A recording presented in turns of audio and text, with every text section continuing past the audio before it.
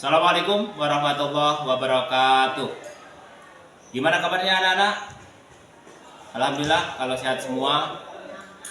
Pagi ini masih bertemu kembali bersama Bapak Mukhtar Lubis dalam pelajaran pendidikan agama Islam.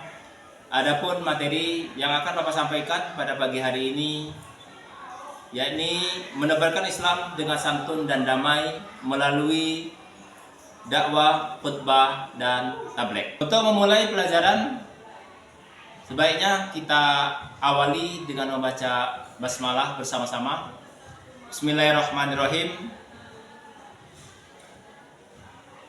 Sebelum kita melangkah mendalami materi, sebaiknya kita ketahui dulu tujuan pembelajaran pada hari ini. Adapun tujuan yang pertama yakni menganalisis ketentuan dakwah, khutbah, dan tabligh. Tujuan yang kedua menyusun teks khutbah dengan tema nilai-nilai Islam rahmatan lil alamin. Tujuan pelajaran yang ketiga menerapkan ketentuan dakwah, khutbah, dan tabligh. Dan tujuan yang terakhir membiasakan sikap menebarkan Islam rahmatan lil alamin. Dalam pembahasan pelajaran pada pagi hari ini, Bapak memfokuskan kepada menebarkan Islam dengan santun dan damai melalui dakwah. Maka untuk itu, anak-anak diharapkan untuk bisa memahami, mempelajari, serta menerapkan dakwah tersebut dalam kehidupan sehari-hari. Pengertian dakwah perlu kita pahami. Dakwah berasal dari bahasa Arab yaitu da'a yada'u dakwatan, yang memiliki makna mengajak, memanggil, dan menyeru untuk hal tertentu. Orang yang melakukan pekerjaan dakwah laki-laki itu disebut dai, kalau perempuan itu disebut daiyah. Sedangkan dakwah menurut istilah yaitu mengajak orang lain untuk meyakini kebenaran ajaran Islam dan mengamalkan syariat Islam agar tercapai pola hidup yang lebih baik sehingga tercapai kebahagiaan dunia dan akhirat. Itulah pengertian dakwah secara bahasa dan dakwah secara istilah. Selanjutnya, setelah kita mengetahui pengertian dakwah secara bahasa dan dakwah secara istilah, maka kita harus tahu dalil anjuran untuk kita berdakwah. Mari kita baca dalil perintah berdakwah di dalam Al-Quran surat Ali Imran ayat 104 yang berbunyi, A'udzubillahi minasyaitonirrajim. Bismillahirrahmanirrahim. Wal takum minkum ummatu yad'una ilal khairi wa ya'muruna bil ma'rufi wa yanhauna 'anil munkar wa ulaika humul muflihun. Artinya, dan hendaklah ada di antara kamu segolongan umat yang menyeru kepada kebajikan, menyuruh kepada yang ma'ruf, dan mencegah dari yang munkar. Merekalah orang-orang yang beruntung. Quran surat Ali Imran ayat 104. Selain di dalam Al-Quran, dalil dakwah juga terdapat di dalam sebuah hadis. Adapun yang artinya, barang siapa yang melihat kemungkaran, maka hendaklah ia mengubah dengan tangannya. Apabila ia tidak mampu, maka ubahlah dengan lisannya.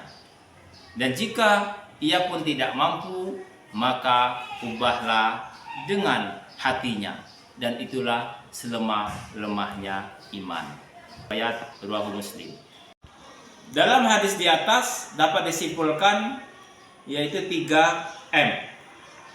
Yang pertama menyuruh kepada yang ma'ruf. M yang kedua mencegah dari yang mungkar. Dan M yang ketiga, mau beriman kepada Allah Subhanahu wa taala.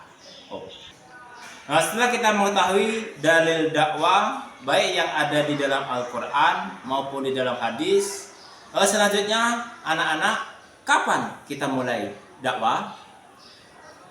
Nah, di sini Bapak dapat memberikan gambaran mulai dakwah itu juga dimulai 3M.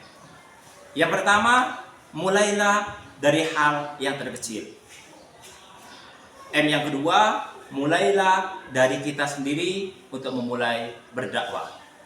Dan M yang ketiga, mulai hari ini kita berdakwah. Jangan kita tunda-tunda, mulai besok, besok, dan besok. Selanjutnya, anak-anak, kita akan memahami 3 cara metode dalam berdakwah sesuai Quran surat An-Nahl ayat 125 yang berbunyi, A'udzubillahi minasyaitonirrajim, Bismillahirrahmanirrahim. Ud'u ila sabili rabbika bil hikmati wal mau'izatil hasanati wajadilhum billati hiya ahsan. Inna rabbaka huwa a'lamu biman dhalla an sabilihi wa huwa a'lamu bil muhtadin. Surat An-Nahl ayat 125. Artinya, serulah manusia kepada jalan Tuhanmu dengan hikmah dan pengajaran yang baik, dan bertebarlah dengan mereka dengan cara yang baik. Sesungguhnya Tuhanmu, dialah yang lebih mengetahui siapa yang sesat dari jalannya. Dialah yang lebih mengetahui siapa yang mendapat petunjuknya. Quran surat An-Nahl ayat 125. Setelah kita mengetahui dalil cara metode dakwah, maka dapat Bapak simpulkan ada 3 metode dakwah di dalam ayat tersebut. Yang pertama, yaitu dengan hikmah. Adapun maksudnya dengan hikmah, perkataan yang tegas dan benar yang dapat membedakan antara yang hak dan yang batil. Adapun yang kedua, metode dakwah tersebut dengan mau'idatul hasanah. Apa maksudnya dengan mau'idatul hasanah? Yaitu dengan memberikan nasihat atau pelajaran yang baik. Adapun cara yang ketiga, yaitu dengan debat yang baik atau mujadalah. Adapun yang dimaksud dengan mujadalah yaitu wajadilhum billati hiya ahsan yang terdapat di dalam ayat di atas, dapat Bapak pahami yaitu menunjukkan agar seorang aktivis dakwah senantiasa meluruskan pandangan yang salah dan juga menolak setiap pendapat yang tidak sejalan dengan Al-Quran dan hadis. Selanjutnya anak-anak, setelah kita mengetahui metode cara yang ada di dalam Al-Quran, ada metode yang sudah dicontohkan oleh Rasulullah SAW ketika beliau dulu berdakwah. Rasulullah mencontohkan diantaranya cara beliau berdakwah. Yang pertama, lemah lembut dalam menjalankan dakwah. Yang kedua, bermusyawarah dalam segala urusan, termasuk urusan dakwah. Adapun yang ketiga, menyampaikan dakwah sesuai dengan objek dakwah. Dan yang keempat, lapang dada, sabar, alias tidak mudah emosi ketika kita menghadapi audiens di dalam dakwah. Dan yang terakhir, Rasulullah juga mencontohkan kepada kita dalam berdakwah kebulatan tekad dan tawakal. Nah, itulah metode dakwah Rasulullah SAW yang sudah diperhatikan beliau semasa beliau masih hidup. Setelah kita mengetahui metode cara dakwah baik yang ada di dalam Al-Quran dan juga yang sudah dicontohkan oleh Nabi kita, yaitu Nabi Muhammad SAW, seterusnya kita akan mengetahui jenis dakwah di dalam Islam. Islam memberikan gambaran dakwah terbagi menjadi 2, yaitu dakwah bil lisan dan dakwah bil hal. Dakwah bil lisan yaitu membiasakan kita melakukan dengan metode memberikan dakwah melalui berkata-kata seperti kita ceramah ataupun tabligh akbar, atau boleh kita memberikan nasihat kepada orang lain yang mengarah kepada kebaikan di dalam kehidupan sehari-hari. Sedangkan dakwah bil hal yaitu dakwah yang kita lakukan dengan perilaku-perilaku baik, seperti menyantuni anak yatim ataupun kita memberikan bantuan kepada orang yang membutuhkan. Maka itu adalah contoh dakwah bil hal. Selanjutnya yaitu kita memahami tujuan dakwah dalam Islam. Adapun tujuan yang pertama, menyebar luaskan ajaran Islam melalui dakwah. Umat muslim dapat menyebar luaskan ajaran Islam pada tingkat baik itu di dalam maupun di luar, agar selalu meningkatkan kualitas dan kuantitas amalnya. Yang kedua, mewujudkan persatuan umat Islam. Dengan dakwah kita bisa membuat umat yang sedang tidak bersatu menjadi bersatu kembali. Yang ketiga, memajukan aspek ekonomi masyarakat.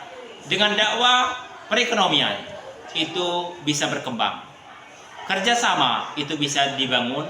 Maka kita harus mencoba gimana caranya dakwah kita praktekkan, dakwah kita lakukan agar supaya perekonomian kita bisa berkembang untuk masa-masa yang akan datang.